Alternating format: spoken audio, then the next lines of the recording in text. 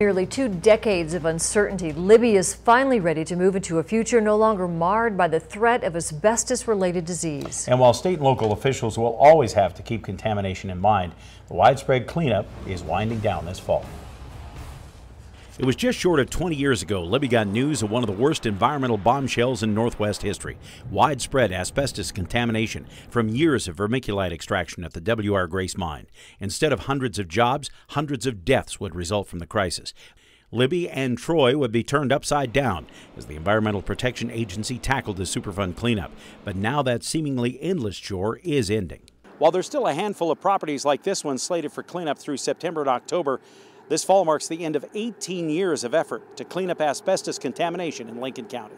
We're actually down to the last 31 properties that we've identified that need a cleanup that'll let us do that. All those properties, we have about 230 that have said, no, you can't come on my property for whatever reasons. But we are actually finishing up this year. The end of the active cleanup operations is a success, but one mixed with an economic impact. It's kind of one of those bittersweet memories, you know. I mean, it's real nice that we're going to be finishing up. I know the community's been waiting for us to be done and out of here for a long time, but also there's going to be a lot of people that are going to be losing their jobs. And it's in our world, we work ourselves out of a job, and when we do, we've done our job the way it's supposed to be. But we can all sit back and be proud of what we've done. We've made Libby a safer place to live.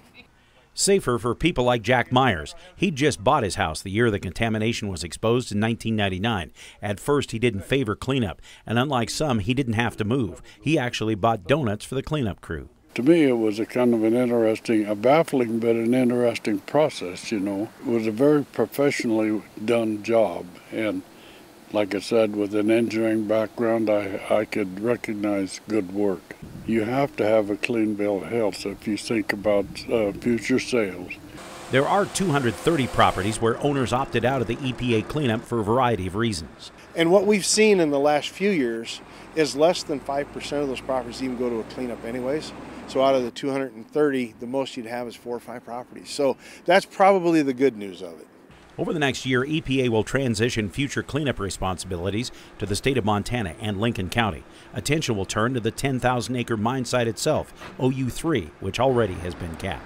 We're actually getting into that feasibility where we take all the information we've gathered over the years, the different activity-based sampling, the different test plots, and the different activities and sampling that we've done up there, and use those to come up with what will be a combination of different things or one final remedy that'll work for OU3. But for now, a celebration of sorts is queuing up in Libby. Syrian points with pride at places like the park, which used to be a heavily contaminated industrial site, and now hosts family reunions, the Blues Festival, and weddings. So it's really been one of those really good success stories for Libby, and something that I think people will hopefully look at this and not even think about asbestos anymore. Syrian tells me EPA also has learned some valuable lessons about working with people and communities doing the Libby cleanup, lessons which will help other communities with their own problems in the future.